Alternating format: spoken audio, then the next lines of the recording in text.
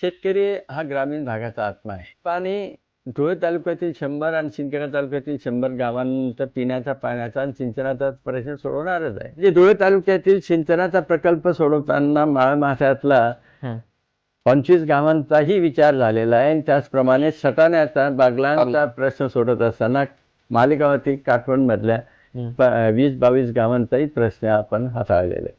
बागलाण तालुक्यातील सगळे सिंचनाचे प्रश्न सोडवलेत. आणि त्याचप्रमाणे माझं आता अंतिम ध्येय आहे नार पार. मोदी साहेबांकडनं 10,000 कोटी लागो का 15,000 कोटी लागो, मी नार पारसाठी नक्की जाणार. 10 जण तिकीट मागतात, त्यापैकी एकाला संधी मिळते. भारतीय जनता पक्षात वशिल्याने संधी मिळत नाही आणि तिकीटही मिळत नाही. नमस्कार, मी विशाल गोसावी. आपण बघत आहात प्रबंधभूमी महाराष्ट्र न्यूज. प्रबंधभूमीच्या आजच्या एक विशेष मुलाखतीमध्ये मी आपले सर्वांचे स्वागत करतो. निवडणुका म्हणजे लोकशाहीचा उत्सव आणि सध्या संपूर्ण देशामध्ये हा लोकशाहीचा उत्सव संपन्न होत आहे. आपल्या धुळे मतदारसंघात देखील या ठिकाणी आता राजकीय हालचालींना वेग आलेला दिसून येत आहे. त्यामध्येच भाजपाचे उमेदवार डॉक्टर सुभाष भामरे यांना ज्यावेळेस उमेदवारी जाहीर झाली त्यानंतर आता खऱ्या अर्थाने धुळे मतदारसंघामध्ये राजकीय गणिते बदलताना दिसून येत आहेत. आपल्यासोबत आज चर्चा करण्यासाठी धुळे मतदारसंघाचे भाजपाचे उमेदवार डॉक्टर सुभाषबाबू भामरे आपल्यासोबत आहेत. त्यांच्याशी आपण चर्चा करणार आहोत. बाबा, प्रबंधभूमीच्या या व्यासपीठावर मी आपले स्वागत करतो. फार आभारी. नक्कीच. बाबा, या ठिकाणी आपण आज सविस्तर चर्चा करणार आहोत. आपली उमेदवारी, आपण केलेले विकास कामे, त्या संदर्भात राज्यातील काही घडामोडी, या संपूर्ण विषयावर चर्चा करणार आहोत. त्याआधी आपण सुरुवात करण्याआधी एक आपल्या वैयक्तिक जीवनावरती, म्हणजे आपण राजकारणात येण्याच्या आधी त्या संदर्भात काय सांगाल?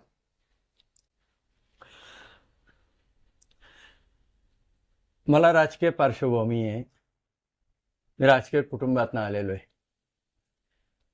परंतु वैद्यकीय शिक्षण घेत असताना जनरल सर्जरी आणि कॅन्सर सर्जन झालो. भारतातली सगळ्यात आधी पहिली जी क्वालिफाईड कॅन्सर सर्जनची बॅच होती, त्या बॅचमधला मी सुपर स्पेशलाइज केलेला डॉक्टर होतो. मी ठरवलं असतं तर मुंबई पुण्यामध्ये कुठेही सेटल होऊ शकलो असतो, परंतु मी माझ्या मायभूमीत आलो आणि जवळजवळ 28 वर्ष मायभूमीत वैद्यकीय सेवा दिली. मी कशा पद्धतीने वैद्यकीय सेवा दिली हे सर्व सामान्य जनतेच्या समोर आहे आणि त्याच्याविषयी मी काही फारसं बोलणार नाही, पण प्रामाणिकपणे काम करायचा प्रयत्न केला.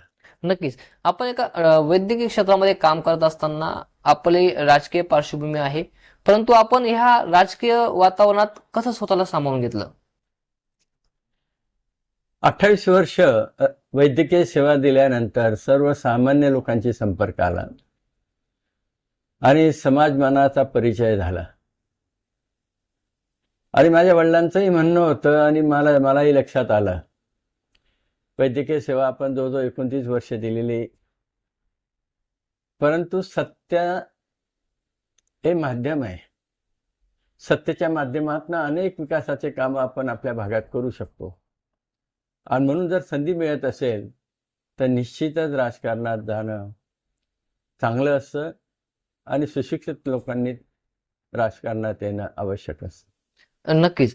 बाबा, आपण खासदारकी बघितली, त्यानंतर आपण संरक्षण राज्यमंत्री होतात, हे संपूर्ण आपण बघितलं, परंतु ह्या सर्व गोष्टींना आपल्याला फॅमिलीमधून कसा सपोर्ट मिळाला?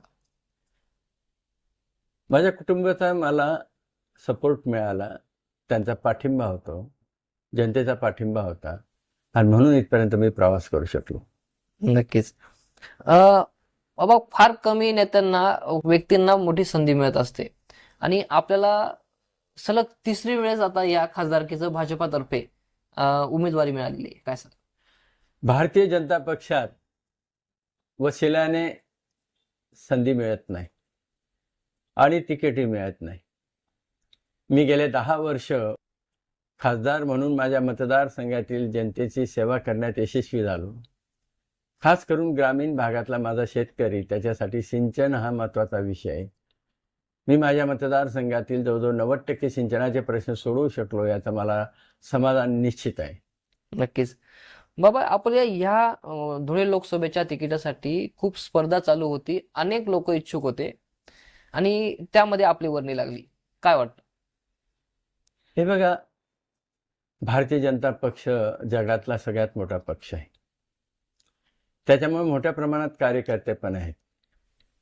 प्रत्येक कार्यकर्त्याची इच्छा असते आणि इच्छा ठेवणं काही गैर नाही. 10 जण तिकीट मागतात, त्यापैकी एकाला संधी मिळते, बाकीच्यांना मिळत नाही. याचा अर्थ तो एकच चांगला आहे आणि बाकीचे खराब आहे अशातला काही भाग नाही. लोकशाहीमध्ये एकाला उमेदवार करावा लागतो. त्याच्यामुळे ती मला संधी मिळाली त्याबद्दल मी श्रेष्ठींचा ऋणी आहे आणि सगळ्यात महत्त्वाचं या मतदारसंघातील जनतेचा ऋणी आहे. कारण सर्वेमध्ये जनतेचा आशीर्वाद मिळाला तर श्रेष्ठी विचार करतात. नक्कीच. 10 वर्षामध्ये धुळे मतदारसंघामध्ये कोणकोणते प्रमुख असे विकास कामं झालेले आहेत ते जनतेच्या येणाऱ्या भविष्यासाठी लाभदायक ठरणार आहेत? मी जेव्हा खासदार झालो पहिल्यांदा आणि आदरणीय मोदी साहेबांच्या नेतृत्वाखाली काम करायची संधी मिळाली. धुळे लोकसभा मतदारसंघ, त्याच्यात निम्मे मतदारसंघ धुळे जिल्ह्यात येतो, निम्मे नाशिक जिल्ह्यात येतो. धुळे जिल्ह्यातील धुळे ग्रामीण, धुळे शहर आणि शिंदखेडा आणि नाशिक जिल्ह्यातील मालेगाव शहर, मालेगाव बाह्य आणि बागलाण या 6 विधानसभा मतदारसंघात मी एक विकासाचा रोडमॅप बनवला. याच्यातले 4 विधानसभा ग्रामीण भाग आहे आणि शेतकरी हा ग्रामीण भागाचा आत्मा आहे. आणि म्हणून मी ठरवलं, शेतकऱ्यांना त्याच्या शेतीपर्यंत पाणी लागतं. मी प्रचार करत असताना अनेक ज्येष्ठ लोक मला भेटायचे, आया बहिणी भेटायच्या, मला सांगायचे की तू काही बाकीचं आणू नका, आमच्या शेतापर्यंत पाणी आण. बरोबर. आणि म्हणून सिंचनाच्या प्रश्नांना मी प्राधान्य दिलं. त्याच्यात महत्वाचा सिंचनाचा प्रकल्प म्हणजे सुलवाडे जामफळ कानोली लिफ्ट इरिगेशन योजना.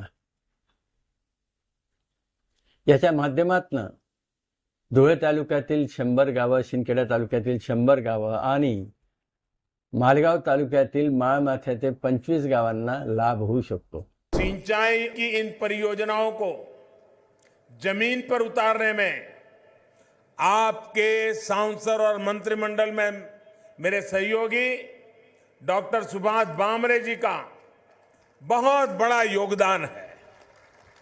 वो जब भी मुझे मिलते थे, यहाँ के सूखाग्रस्त इलाकों की चिंता हर बार उनकी बातों में झलकती रही है. सुलावड़े जामफल कानोली सिंचाई योजना के लिए वो लगातार पीछे लगे रहते थे. इस परियोजना को लेकर पिछले 2 दशक से सिर्फ बातें चल रही थी. 2400 करोड़ रुपए की ज्यादा से की लागत के इस प्रोजेक्ट का आज शिलान्यास किया गया है.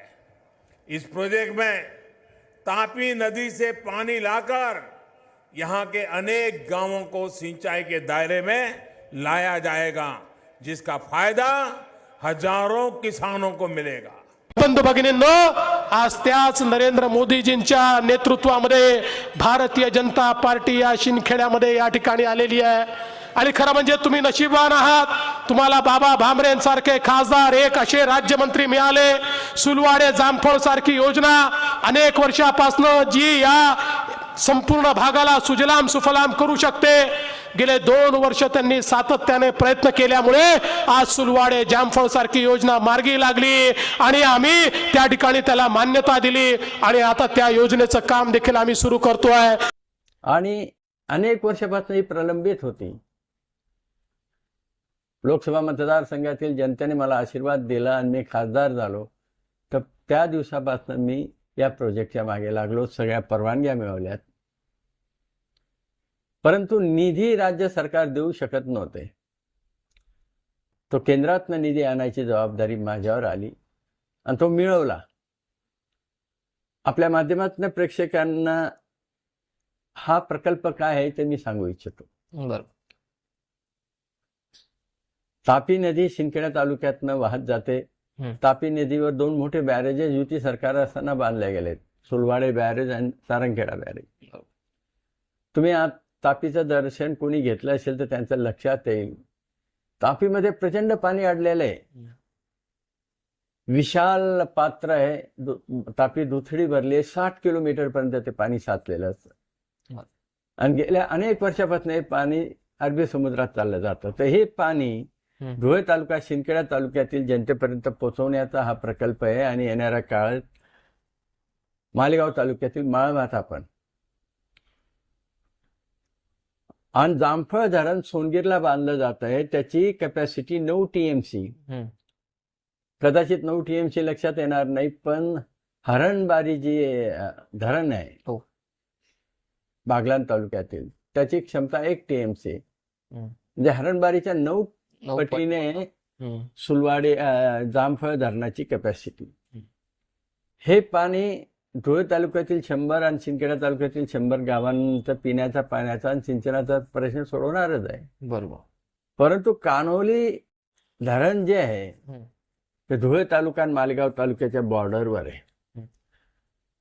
आणि तिथून ते पाणी मालेगाव तालुक्यातील माळमाथ्यातील धरण आहे दहीकुटीमध्ये टाकलं की ते 25 गावांचा प्रश्न सुटणार आहे आणि तेही होणार आहे.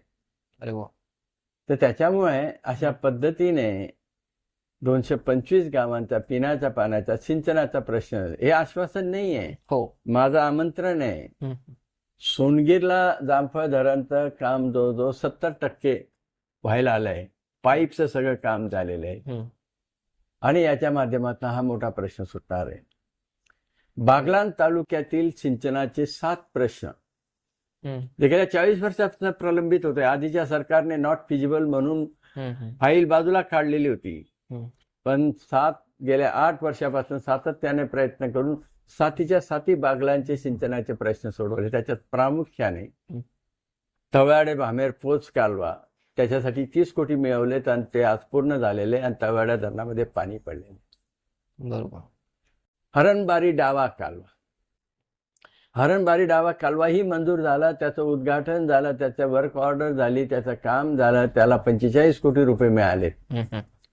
आणि हरणबारी डावा कालवा ते पाणी शेवटच्या गावापर्यंत गेल्यानंतर मालेगाव तालुक्यातील काटवण भागात सुद्धा ते पाणी भविष्यात पुरू शकतं अशी प्रोव्हिजन केलेली. मालेगावातील काटवण भागातील जवळजवळ 20-22 गावांचाही समावेश राहणार. म्हणजे धुळे तालुक्यातील सिंचनाचा प्रकल्प सोडवताना माळमाथ्यातला 25 गावांचाही विचार झालेला आहे. आणि त्याचप्रमाणे सटाण्याचा बागलांचा प्रश्न सोडत असताना मालेगावातील काटवण मधल्या 20-22 गावांचाही प्रश्न आपण हाताळलेला आहे. त्याचप्रमाणे हरणबारी उजवा कालवा नॉट फिजिबल म्हणून फाईल बाजूला टाकण्यात आली. मी ती मंजुरी करून आणली, पण त्याच्यासाठी आधी पाणी आरक्षित करणं आवश्यक असं म्हणून हरणबारी धरणात 2 वळण बंधारे टाकून ती पाण्याची क्षमता वाढवली आणि उजव्या कालव्यासाठी ते आरक्षित केलं. उजव्या कालव्याची आता प्रशासकीय मान्यता सुद्धा मिळाली. बरोबर. आणि 36 कोटी रुपये त्यासाठी मंजूर करून आणले.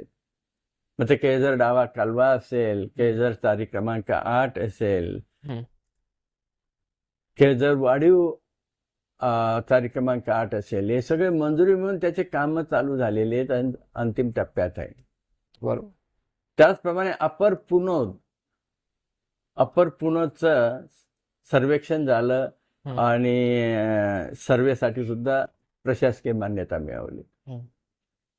तर अशा पद्धतीने बागलाण तालुक्यातील सगळे सिंचनाचे प्रश्न सोडवलेत. बरोबर. आणि त्याचप्रमाणे माझं आता अंतिम ध्येय आहे नारपार. अच्छा. मला माहिती आहे मालेगाव तालुक्यातील जनता कंटाळली नारपारचं नाव ऐकून 40 वर्षात ही आलेली नाही. बरोबर. परंतु अतिशय समाधानाने एक निश्चित सांगतो की भारतीय जनता पक्षाच्या माध्यमातून आमचे नेते देवेंद्रजी फडणवीस यांच्या पुढाकाराने नारपार मध्ये आम्ही प्रगती केली. बरोबर. आता आम्ही काय प्रगती केली? नारपार आपण जर माहिती असेल सुरगाणा तालुका आहे, हो, जो गुजरात आणि महाराष्ट्राच्या बाउंड्रीवरचा तालुका आहे. तिथे सह्याद्रीच्या रांगा आहेत.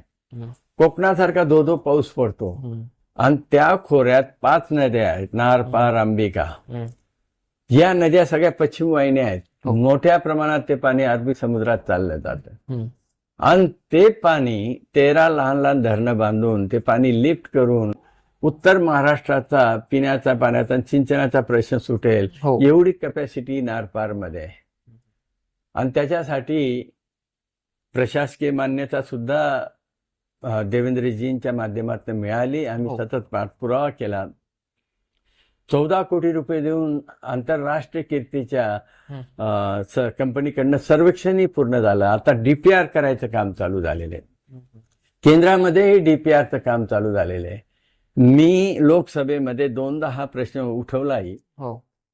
आणि तिथले जे मंत्री आहे जलसंपदाचे शेखावत साहेब राजस्थानचे आहेत आणि शेखावत साहेब यांच्याशी चर्चा करून नारपारचा डीपीआरचं कामही केंद्राने चालू केलेलं आहे. मागच्या 3 महिन्यापूर्वी बजेटमध्ये आपल्या लक्षात आलं असेल, नर्मदा नदीवर अशाच पद्धतीचा नदीजोड प्रकल्प हो. मोदी साहेबांनी सँक्शनही केलं आणि 15,000 कोटी रुपये त्याला दिलेही. आपल्याला निश्चितच सांगतो, येणाऱ्या काळात जेव्हा आपला डीपीआर तयार होईल, मोदी साहेबांकडनं 10,000 कोटी लागो का 15,000 कोटी लागो, आम्ही नारपारसाठी नक्कीच आणणार. अच्छा. कारण मोदी आहे तो मुमकिन आहे, कारण आम्ही आधी आणलेले आहेत. बरोबर. त्यामुळे सिंचनाचे सगळे प्रश्न आम्ही सोडवले. पाणी पुरवठ्याचा सगळ्यात आमच्या ग्रामीण भागातला किंवा शहराचा असेल बरोबर. हा प्रश्न आपण हाती घेतलेला आहे. आमच्या धुळे शहराचा पाणी पुरवठा 175 कोटीची अक्कलपाड्याहून ग्रॅव्हिटीने धुळे शहराला तो पूर्ण झाला आणि त्याचं आज फलित असं आहे की धुळे शहरातील सगळ्या लोकांना अगदी दुष्काळात सुद्धा 2 दिवसाआड पाणी मिळते. बरोबर. मालेगाव शहरासाठी अमृत योजनेच्या माध्यमातून अमृत 1 मध्ये सुद्धा आम्ही 134 कोटी रुपये पिण्याच्या पाण्यासाठी केंद्राकडनं मंजूर करून आणले. त्याचप्रमाणे अमृत 2 मध्ये 500 कोटीचे भूमिगत गटारीचं टेंडर निघालेलं आहे. 1-2 महिन्यात त्याचंही काम चालू होईल. त्याच्यामुळे पिण्याचा पाण्याचा आणि भूमिगत गटारीचा प्रश्न आम्ही सोडवला आहे. सटाणा शहरासाठी पिण्याच्या पाण्याचे गेल्या अनेक वर्षापासून 2-2 महिने पाणी मिळत नव्हतं. 56 कोटी रुपये आम्ही ते मंजूर करून आणले. आज सटाणा शहराला पाणी पुरवठ्याचा प्रश्न सुटलेला आहे. बरोबर. तर अशा पद्धतीने ग्रामीण भागात सुद्धा माझ्या भारतीय माणसाला नळाने शुद्ध आणि स्वच्छ पाणी मिळावं ही मोदी साहेबांची संकल्पना. आणि म्हणून केंद्राच्या माध्यमातून माझ्या मतदारसंघातील मग ते धुळे तालुका असेल, शिंदखेडा तालुका असेल, मालेगाव तालुका असेल, बागलाण तालुका असेल, बागलाण तालुक्यामध्ये 90 गावांमध्ये जलजीवन मिशनच्या माध्यमातून काही ठिकाणी 1 कोटी 2 कोटी असे निधी मंजूर करून ते कामं चालू झालेले आहेत. आणि ग्रामीण भागातील प्रत्येक माणसाला त्यांच्या घरी नळाने शुद्ध आणि स्वच्छ पाणी मिळायला लागलेले. तसंच मालेगाव तालुक्यातले सुद्धा जवळजवळ 32 गावांमध्ये हे जलजीवन मिशनच्या माध्यमातून योजना आणलेली आहे. धुळे तालुक्यात सुद्धा 90 गावांना आणि शिंदखेडा तालुक्यात नाही. म्हणजे अशा रीतीने शेतीसाठी पाणी, पिण्याच्यासाठी पाणी भारतीय जनता पक्षाच्या माध्यमातून, तुमच्या खासदारच्या माध्यमातून मी सातत्याने प्रयत्न करून आम्ही आणलेले. हे वास्तव आहे. बरोबर. परंतु हे सगळं करत असताना जोपर्यंत आपण इन्फ्रास्ट्रक्चर वाढवत नाही तोपर्यंत त्या भागाचा विकास पूर्ण होत नाही. म्हणून रस्ते, रेल्वे याला फार महत्व आहे. बाबा, आपण रेल्वेचा आता या ठिकाणी प्रश्न उपस्थित केला, तर आपल्या मनमाड इंदोर रेल्वेचं काम कुठेपर्यंत आणि कशा पद्धतीने चालू?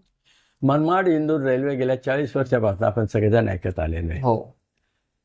मी खासदार झालो, तुम्ही जनतेने आशीर्वाद दिला, त्यामुळे मी मनमाड इंदोरच्या मागे लागलो. हो. आणि ते मंजूर करून आणली. मोदी साहेबांच्या हस्ते त्याचं उद्घाटनही झालं. आज धुले से नरदाना को जोड़ने वाली रेलवे लाइन के पहले चरण के काम की शुरुआत हुई है.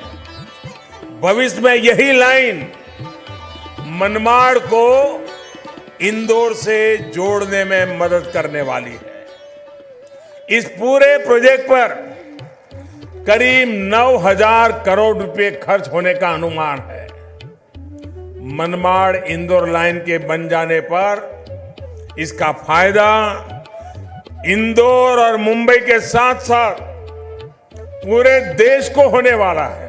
रेल की इन परियोजनाओं को जमीन पर उतारने में आपके सांसद और मंत्रिमंडल में मेरे सहयोगी डॉक्टर सुभाष बामरे जी का बहुत बड़ा योगदान है। आणि पहिल्या टप्प्याचं काम सुरू झालेलं आहे. पहिला टप्पा धुळे ते नरडाणे 56 किलोमीटरचा. ते 25 गावातलं भूमी अधिग्रहण पूर्ण झालेलं आहे. हो. टेंडर निघालेलं आहे आणि एका इन्फ्रा कंपनीला हे टेंडर मिळालेलं आहे. 2 महिन्यात त्याचं काम चालू होईल. दुसऱ्या टप्प्यात धुळे ते मनमाड याचं काम चालू होईल. असं टप्प्याटप्प्याने मनमाड इंदूर पूर्ण जाणार. पहिला प्रेफरन्स आपण धुळे नरडाण्याला अशासाठी दिला की धुळे हे सेंट्रल रेल्वेवर येत आहे, नरडाणा वेस्टर्न रेल्वेवर येत आहे आणि म्हणून तो भाग संपूर्ण देशाला जोडला जाईल. कारण एकदा तुमचे गाव सेंट्रल आणि वेस्टर्न रेल्वेला जर कधी जोडलं गेलं बरोबर. तर संपूर्ण देशाला जोडलं जातं. हो. आणि सगळ्यात महत्वाचं म्हणजे धुळे मालेगावच्या मध्ये दिल्ली मुंबई इंडस्ट्रियल कॉरिडॉर मंजूर झालेला आहे. सेकंड फेज मध्ये धुळ्याची निवड झालेली आहे आणि म्हणून याच्यात ही रेल्वे आवश्यक होती आणि ती टप्प्याटप्प्याने घेतली जाणार आहे असं स्वतः मोदी साहेब म्हटलेले, रेल्वे मंत्री अश्विनी म्हटलेले आहेत. आणि म्हणून एक मोठं काम केल्याचं मला समाधान आहे. आज नॅशनल हायवे धुळे मालेगाव लोकसभा मतदारसंघात 6 आहेत. बरोबर. म्हणजे कुठल्याही ग्रामीण भागात 6 नॅशनल हायवे मला वाटतं इतर कोणत्याही मतदारसंघात नाही. तो नॅशनल हायवे 3 आधीचा आहे. नॅशनल हायवे 6 नागपूरहून सुरतला जाणारा तो पूर्ण धुळे जिल्ह्यातनं जातो.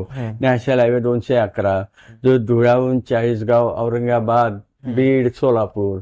नॅशनल हायवे एक कधीच नॅशनल हायवे झाला नसता. कुसुंबा ते मालेगाव तुम्ही मंजूर करून त्याचं अतिशय कामही झालं आणि एक सुंदर रस्ता तयार झालाय मालेगाव तालुक्यातला.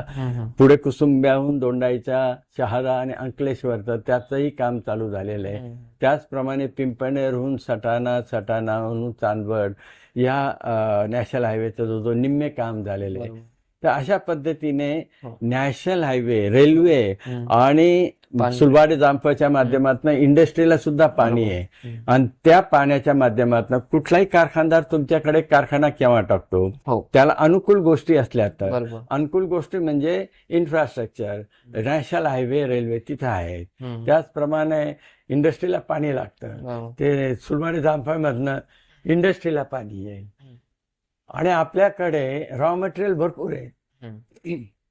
बाजरी आहे, ज्वारी आहे, मका आहे आणि ज्वारी, बाजरी, मकापासून इथेनॉलचे येणाऱ्या काळात मोठ्या प्रमाणात कारखाने तयार होतील. आणि धुळ्याच्या नरडाण्याच्या MIDC मध्ये 1000 हेक्टर टेक्स्टाईल पार्क साठी मंजूर आहे. येणाऱ्या काळात मालेगावकडे सुद्धा टेक्स्टाईल पार्क आहे. ते हे सगळे अनुकूल गोष्टी भारतीय जनता पक्षाच्या माध्यमातून तुमचा खासदार म्हणून हे आणू शकलो. बरोबर. आणि येणाऱ्या काळात मोठ्या प्रमाणात इंडस्ट्री होईल. बरोबर. आपण आता उल्लेख केला तो इथेनॉल प्रकल्पाचा. ते इथेनॉल प्रकल्प वाढले पाहिजे, त्या माध्यमातून रोजगार उपलब्ध होईल, इंधनाची एक नवी सोय आता आपल्या सरकारतर्फे करण्यात येत आहे. काय सांगू शकता या प्रकारे? हे बघा, भारत सरकार इंधनावर फार मोठं परकीय चलन घालतंय. बरोबर. कारण आपल्याकडे डिझेल, पेट्रोल नाहीये. हो. आणि म्हणून डिझेल, पेट्रोलला सबस्टिट्यूट म्हणून इथेनॉलकडे पाहिलं जातं, वापरलं जात आहे. भविष्यात 15% इथेनॉल आपण पेट्रोलमध्ये टाकू आणि अशा पद्धतीने फॉरेन एक्सचेंज मोठ्या प्रमाणात आपण जर कधी सेव्ह करू शकलो तर तो पैसा भारताच्या विकासासाठी काम असेल. आणि म्हणून इथेनॉलला महत्व आहे. नक्कीच. इंडस्ट्रियल एरिया वाढला पाहिजे, त्यासाठी आपण योजना, विकास कामे या माध्यमातून काम केलं. पाणी प्रश्नी आपण काम केलेलं आहे.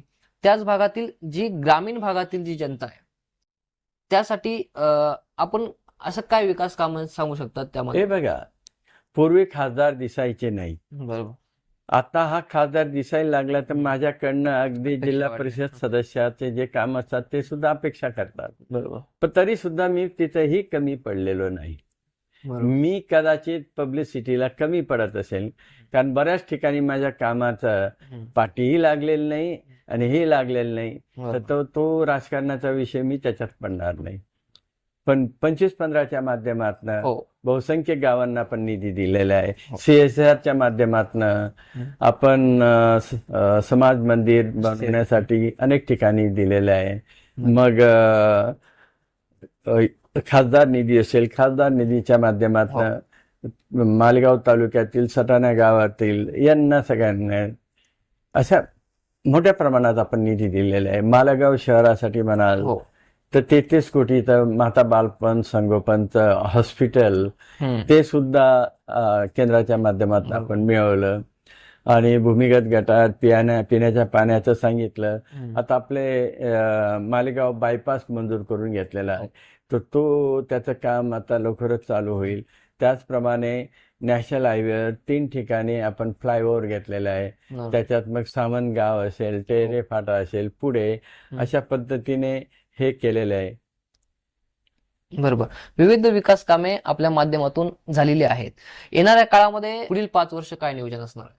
सिंचनामध्ये बाकी सगळे कामं झालेली आहेत, ते पूर्णत्वास नेले. आणि दुसरं, नारपारच्या माध्यमातनं उत्तर महाराष्ट्राचा कायापालट होईल अशी ती योजना आहे.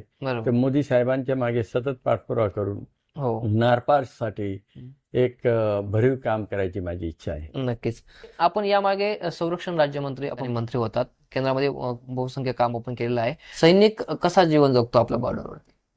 सगळ्यात आधी धुळे मालेगाव लोकसभा मतदारसंघातील जनतेचा मी अतिशय ऋणी आहे आणि आभारी आहे. कारण त्यांच्या माध्यमातून मी खासदार झालो, त्यांच्याच आशीर्वादाने संरक्षण राज्यमंत्री झालो. अशी संधी महाराष्ट्रातनं याच्या आधी फक्त 2च लोकांना मिळाली होती. कैलासवासी यशवंतराव चव्हाण आणि दुसरे शरद पवार साहेब. त्याच्यानंतर तिसरा तुमचा खासदार सुभाष भामरे. नक्कीच. आणि म्हणून माझ्या आयुष्यातील ते 3 वर्ष स्वप्नवत होते आणि सगळ्यात महत्वाचे होते. त्याच्यात एक सगळ्यात महत्वाचं काम माझ्या हातून झालं. चंदू चव्हाण नावाचा धुळे जिल्ह्यातलाच एक जवान बॉर्डरवर काम करत असताना चुकून पाकिस्तानच्या हद्दीत चालला गेला आणि पाकिस्तान सैन्याने त्याला पकडला. त्याच्यामुळे सगळ्या भारतात आणि महाराष्ट्रात आक्रोश झाला, खास करून आपल्या मतदारसंघात, कारण तो आपल्या मतदारसंघातला जवान होता. आणि पाकिस्तानमध्ये एखादा आपला जवान अडकला तर तो जिवंत परत येत नाही, आतापर्यंत अशी ख्याती होती काँग्रेसच्या काळात. बरोबर. आणि म्हणून मी ठरवलं की माझ्या मतदारसंघातलाच काय, पण भारताचा जवान जर कधी पाकिस्तानच्या ताब्यात आला तर आपली सगळी शक्ती पणाला लावून त्याला जिवंत बाहेर आणणं, हे मी लक्ष ठेवलं. मग त्याप्रमाणे त्यावेळेस पर्रिकर साहेब कॅबिनेट मंत्री होतो, सतत त्यांच्या मागे लागलो. आर्मी चीफच्या मागे लागलो. परराष्ट्र मंत्री सुषमा स्वराज होत्या, त्यांच्या मागे लागलो. आणि युनोपर्यंत आम्ही पोहोचलो. पाकिस्तानवर मोठा दबाव आणला आणि चंदू चव्हाणला 3 महिन्यात आपण भारतात आणू शकलो. आणि त्याला घ्यायला वाघा बॉर्डरला मी स्वतः गेलो होतो. आणि ते एक मोठं समाधान आहे. बरोबर. आणि जनतेलाही ते फार आवडलं. आणि दुसरा मोठा प्रसंग, पुलवामाला जेव्हा अतिरेक्यांच्या हल्ल्यात एक मोठा आक्रोश होता संपूर्ण देशात.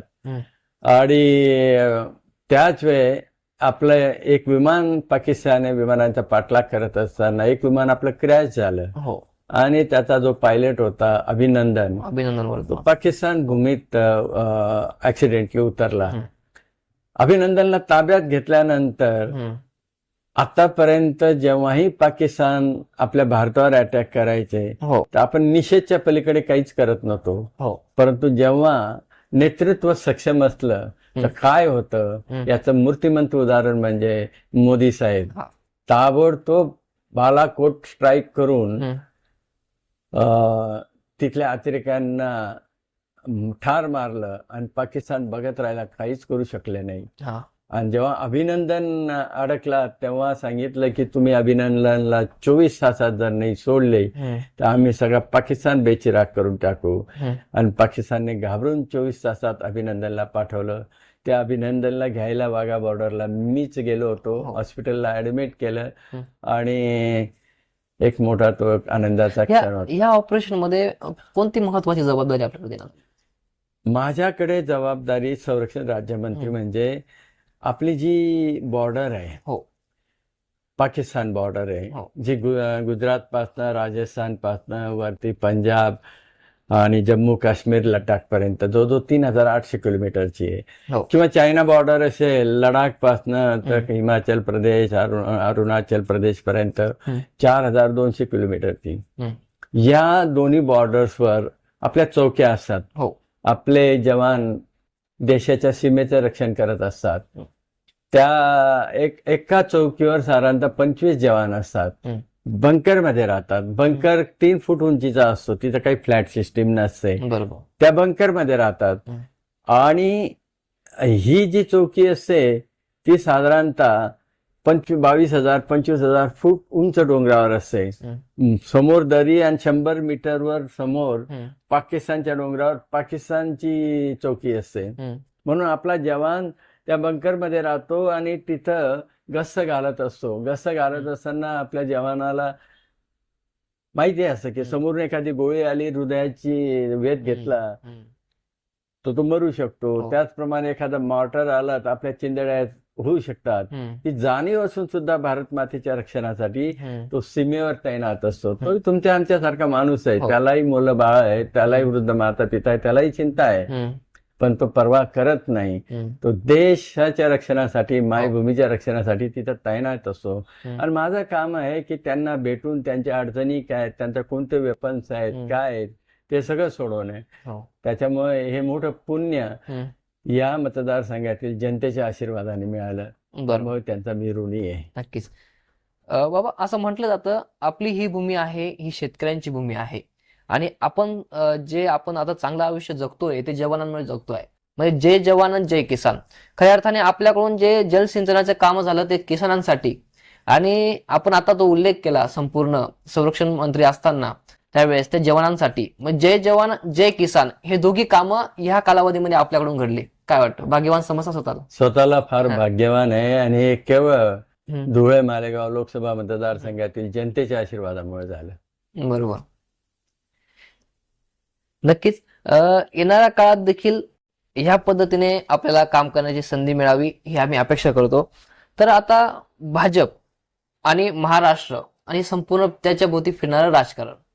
महाराष्ट्रात आता महायुतीचं सरकार स्थापन झालेलं आहे. आता येणाऱ्या काळामध्ये या संपूर्ण जागा वाटपाचा संपूर्ण तिढा कशा पद्धतीने सुटेल काय वाटतं आपल्याला? हे बघा, हा विषय माझा नाही, हा श्रेष्ठींचा आहे. एक मात्र निश्चित, दिल्लीपासून तर गल्लीपर्यंत महायुतीचे जेवढे नेते असतील, महायुतीचे जेवढे कार्यकर्ते असतील, लक्ष एकच आहे. 2024 मध्ये प्रधानमंत्री मोदी साहेबांना पुन्हा प्रधानमंत्री करायचं. बरोबर. कारण मोदीजींच्या नेतृत्वामध्ये भारताची प्रगती मोठ्या प्रमाणात होते.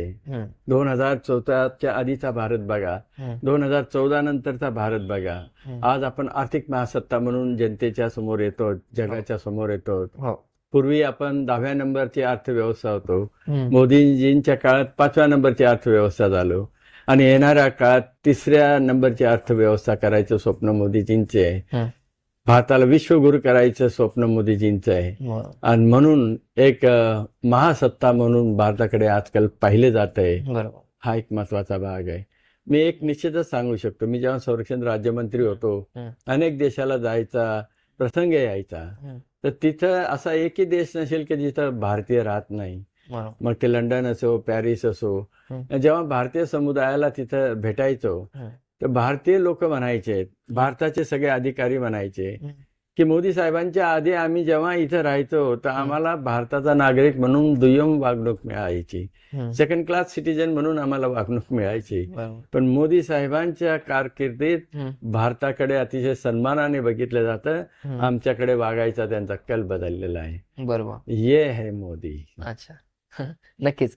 परंतु आता आपण महाराष्ट्राची परिस्थिती बघितली की एकनाथ शिंदे साहेब, अजित पवार साहेब आणि भाजपा ही एकत्र येऊन आता सरकारमध्ये कार्यरत आहेत. परंतु ह्या संपूर्ण युतीमुळे कुठेतरी भाजपामध्ये गट निर्माण होत आहेत असं वाटतं? नाही, हे बघा, पक्ष मोठा आहे. जगातला सगळ्यात मोठा पक्ष म्हणून भाजपला मान्यता मिळालेली. बरोबर. अनेक कार्यकर्ते असतात, अनेक कार्यकर्त्यांची इच्छा असतात, इच्छा व्यक्त करतात. पण एकदा जर कधी नेत्यांनी निर्णय घेतला तर सगळे कार्यकर्ते शिस्तीचा पक्ष आहे, अधिकृत उमेदवाराचा प्रचार करतात. बरोबर. नक्कीच. म्हणजे आता ज्या पद्धतीने पक्षश्रेष्ठी निर्णय घेतील त्या पद्धतीने कार्यकर्ते त्यांना स्वीकारतील. करतातच. नक्कीच. महाराष्ट्रात एक मोठा प्रश्न आता सध्या उद्भवला होता, तो म्हणजे मराठा आरक्षणाचा. मनोज जरांगे पाटील यांनी उभं केलेलं आंदोलन सबंध महाराष्ट्रभर पेटलं. मराठा आरक्षणाचा प्रश्न सबंध महाराष्ट्रभर पेटला.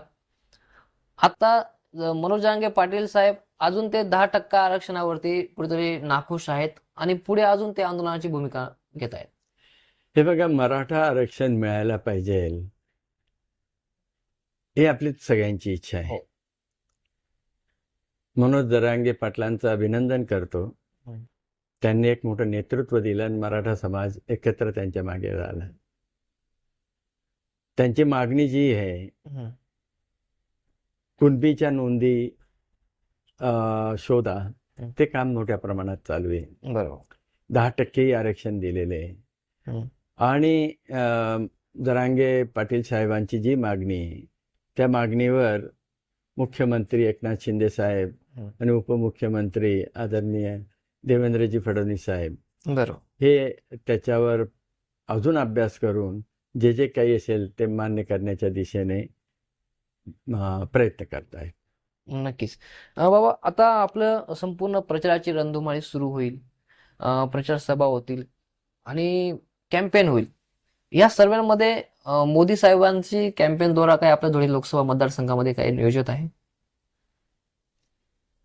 हे बघा, वेळ जो 2 महिना आहे हो. आणि त्यामुळे प्रदेशाचे नेते हं. आणि केंद्राचे सगळे नेते, मग त्याच्यात मोदी साहेब आहेत, अमित शाह साहेब आहेत, नड्डाजी आहेत, राजनाथ सिंहजी आहेत, ही सगळी मंडळी पूर्ण महाराष्ट्र पिंजून काढतील. हो. नक्कीच. म्हणजे मोदी साहेब धुळ्यामध्ये आपल्या प्रचारासाठी येऊ शकतात. येऊ शकतात. नक्कीच. याच्याही आधी 2दा आलेले. याच्या आधी 2 झालेले आहेत. नक्कीच. आता आपला हा धुळे लोकसभा मतदारसंघ आहे. ह्या जनतेला आपण काय आव्हान केलं, एक उमेदवार म्हणून काय आव्हान? आपल्या माध्यमातनं जनतेला नम्र निवेदन आहे. 10 वर्ष खासदार म्हणून मी सगळ्या मतदारसंघांमध्ये विकासाचे कामं केलेले. काही कामं आपल्यापर्यंत पोहोचलेत, काही कामं आपल्यापर्यंत पोहोचले नसतील. कारण प्रसिद्धीपासून मी जरा थोडा लांबच असतो. म्हणतात ना, बोलणाऱ्याचे कोळीत विकले जातात, न बोलणाऱ्याचे गहू विकले जातात. पण शेवटी जे काम आहे ते काम दिसतंच. आपल्या अपेक्षाप्रमाणे काम केलेले असू शकते, एखादं दुसरं राहिलं असेल, परंतु महत्त्वाचे सगळे प्रश्न सोडवण्यात यशस्वी झालो. अजूनही संधी दिली तर अजूनही भविष्यात मोठ्या प्रमाणात कामं करू. आपला आशीर्वाद महत्त्वाचा आहे. म्हणून 20 तारखेला भारतीय जनता पक्षाचा अधिकृत उमेदवार म्हणून माझी घोषणा झालेली आहे. महायुतीचे सगळे कार्यकर्ते कामाला लागलेले आहेत आणि 2024ला या देशाच्या प्रगतीसाठी मोदी साहेबांना पुन्हा प्रधानमंत्री करायचे आहे. आणि म्हणून धुळे मालेगाव लोकसभा मतदारसंघात 20 तारखेला मतदानाचा दिवस आहे. अधिकृत उमेदवार म्हणून मी डॉक्टर सुभाष रामराव भामरे आणि चिन्ह कमळाचं फूल, या कमळाचं चिन्ह असलेलं बटन दाबून भारतीय जनता पक्षाच्या आणि महायुतीच्या उमेदवाराला मोठ्या मतांनी निवडून द्या आणि दिल्लीला जाऊन मोदी साहेबांना प्रधानमंत्री पुन्हा करायचं, हे तुमचं आमचं सगळ्यांचं स्वप्न पुरं करूया, अशी नम्र विनंती. नक्कीच. धन्यवाद बाबा, आपण आम्हाला वेळ दिला. आपण उल्लेख केला की आपण प्रसिद्धीपेक्षा खूप लांब असतात, परंतु आम्ही आपल्याला विनंती केली होती की बाबा तुमचा वेळ पाहिजे. नक्कीच आपल्याला भाजपातर्फे तिकीट जाहीर झालेलं आहे आणि आपल्या भावना आम्हाला जाणून घ्यायच्या आहेत, आमच्या प्रेक्षकांपर्यंत पोहोचवायच्या आहेत. आपण जो वेळ दिला त्याबद्दल मी आभार व्यक्त करतो. परंतु आपण बोलले की प्रसिद्धीपासून आपण लांब राहणार आहे. आम्ही पुन्हा आपल्याला त्रास द्यायला नक्कीच येणार आहोत आणि येणाऱ्या काळामध्ये नक्कीच आपण आम्हाला पुढे देखील आपल्याला खासदार नव्हे तर आपल्याला मंत्रीपद मिळावं ह्या शुभेच्छा आमच्या पहिले चॅनल तर तुमचं अभिनंदन. अल्पावधीत तुमचं चॅनल या संपूर्ण भागात अतिशय लोकप्रिय झालेलं आहे आणि म्हणून तुम्हाला पुन्हा शुभेच्छा. महाराष्ट्रातला 1 नंबरचं चॅनल व्हावं. नक्कीच. धन्यवाद बाबा. थँक्यू.